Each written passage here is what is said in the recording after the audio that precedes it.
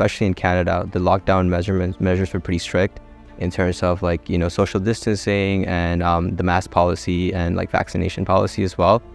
People needed their medicines, their groceries, their essential items, and they couldn't go out and buy them like they could previously. We had a website. We also had a mobile application that they could deliver, like they could download, and then they could like take on tasks.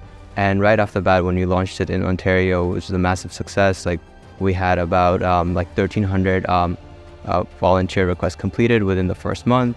And, like the elderly people were able to get their medicines on time from the safety of their home. And we had these young people that were also able to get these volunteer hours and have a meaningful contribution to our community.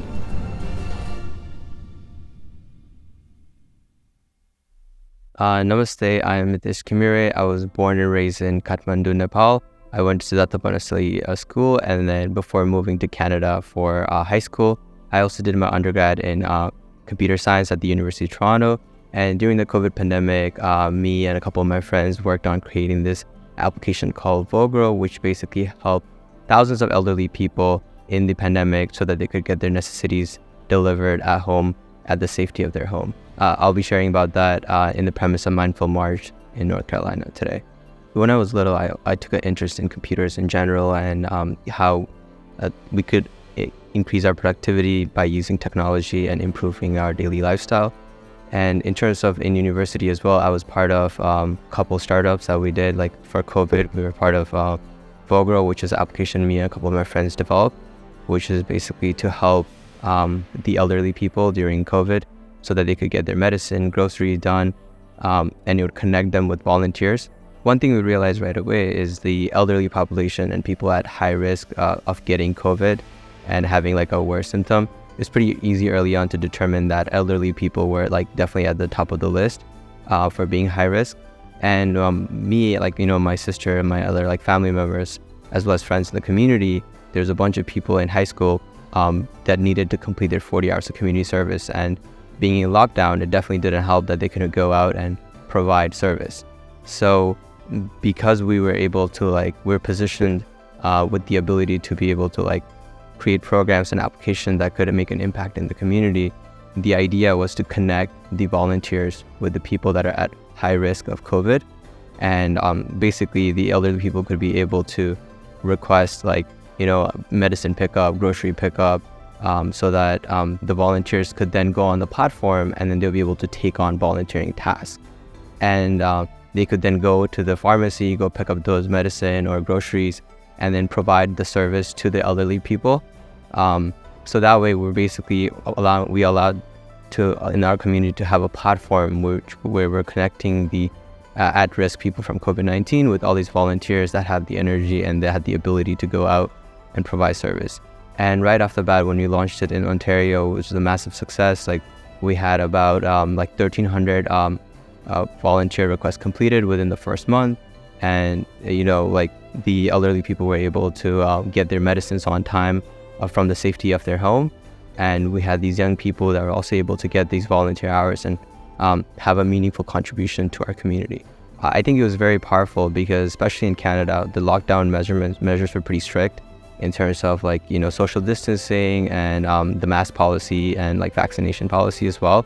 But also because this is right in the middle of a pandemic, right? So there's been some time where people have had to find alternative ways to get their necessities delivered. They didn't have that much stock, and we had all these high school students that were at the cusp of graduating. So they needed, there was a need for this platform where they could go ahead and be of service to the community. And on the other side, at the people that are elderly or at risk of COVID-19, they had these necessities that they needed fulfilled.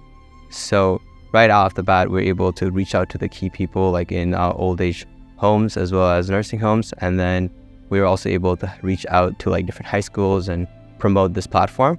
And because there's an immediate need, we're able to kind of have that in multiple cities in Ontario to be able to get that number within the first month. The mindfulness part of it is goes back to the reason why I took an interest in computer science initially as well. I've always wanted to hone my skills and be a better programmer, better developer, so that, the end goal of being able to program technology and make it behave a certain way is so that we can use technology to help our daily life better. So being mindful, being able to use the skills that I've learned during my internships as well as my university and my entire career leading up to where I am today, I think always keeping that goal in mind of how can I use this technology to make everyone's daily life easier? How can we reach as many people as possible? And what is the immediate problem that needs solving that we're able to solve by using the skills that I currently possess? Problem was COVID pandemic. No one really saw it coming. It was basically upon us, and they were everyone, basically including the government, everyone was trying to play catch up to this world altering pandemic that hit everyone in 2020. And basically the problem was none of the current applications were able to support and sustain the problem that existed, which was people needed their medicines, their groceries, their essential items, and they couldn't go out and buy them like they could previously. So because of this risk of being able catching COVID caused people not being able to fulfill this necessity. And also on the flip side, the volunteers, there's a very strong push in Ontario high schools for students to complete 40 hours of community service at a minimum as a requirement to graduate.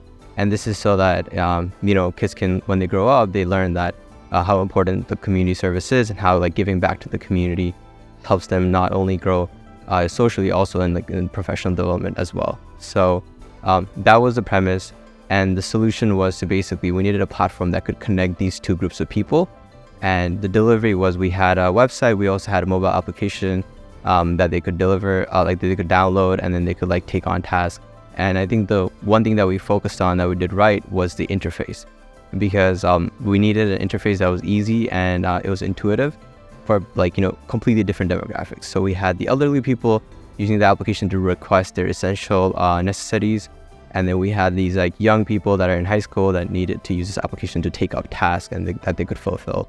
I think in the 6 months estimate, on the 6 months that we're running at full speed, we had about I think 5,000 elderly people on the platform that were using this on almost on a regular basis. The volunteer count, because as people graduated and new students were joined high school, the volunteer counts we had around 1,200 to I think 2,000 was the maximum volunteers we had at a given point. But yeah, there was a need, the demand for a task was higher because a volunteer could be able to take up 3 to 5 tasks a day. So we definitely did not have any time where we had an elderly that needed a medicine that was on the platform and they were not able to get their medicine in time. So I think the mindfulness was the part about thinking about how can we who's the population in our community that needs the help and support as well as the care, that young people that have a lot of energy, a lot of time, what can they provide, as well as what is the immediate need. So going off of those two main themes, we're able to kind of create a platform that bridges those two and help achieve something in the community. And on the basis of that, on the success of that application, I also worked on this other application called Signify, which helped translate ASL for non-ASL people, so they could use the application to convert sign languages to text. And we're that's part of the Google Student Developer Club, so we're top 10 worldwide. And I was really proud to be able to be part of that whole experience. And then using those skills, I'm currently working in New York, where we basically make the financial industry, the markets basically tighter so that consumers can get the best price possible.